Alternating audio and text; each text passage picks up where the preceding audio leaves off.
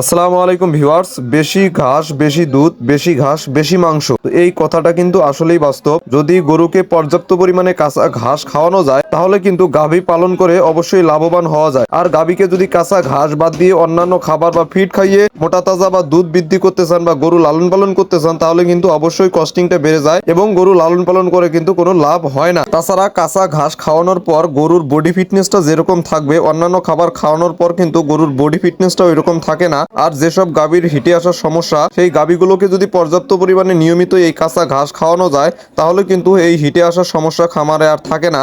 আর বিশেষ করে ষাঁড় গরুর ক্ষেত্রেও এই ঘাস যদি নিয়মিতই দেওয়া যায় তাহলে কিন্তু খুব দ্রুতই গরু মোটা তাজা হয়ে যায়। আর এই ঘাস হচ্ছে ন্যাচারাল একটি খাবার, আল্লাহ প্রদত্ত একটি জিনিস। এই ঘাসের মধ্যে যে ক্যালোরিটা থাকে অন্যান্য খাবারের মধ্যে কিন্তু সেই ক্যালোরিটা থাকে না। আর এই ঘাস যদি নিয়মিত গরুকে খাওয়ানো যায় তাহলে কিন্তু ওষুধপাতির খরচও অনেক কম হয় গরুর খামারে। তো এই জন্যই মূলত গরু লালন পালন করতে গেলে ঘাস চাষের কোনো জুড়ি নেই।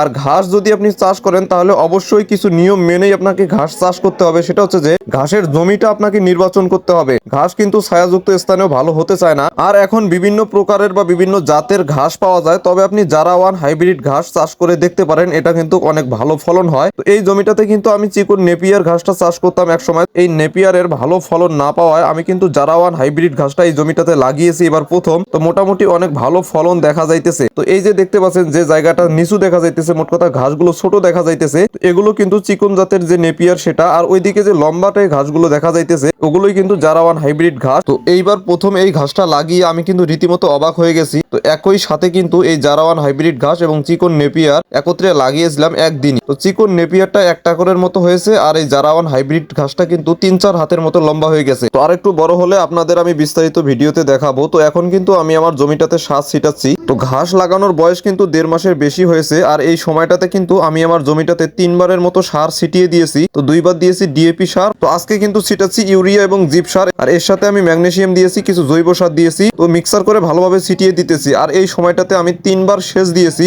আর এই ঘাস চাষ করতে গেলে নিয়মিতই কিন্তু সেচ দিতে হবে। বিশেষ করে প্রথমবার যখন আপনি কাটিং লাগাবেন তখন কিন্তু 10 থেকে 12 দিন পর পর আপনাকে সেচ দিতে হবে, ঘাস কাটা না পর্যন্ত।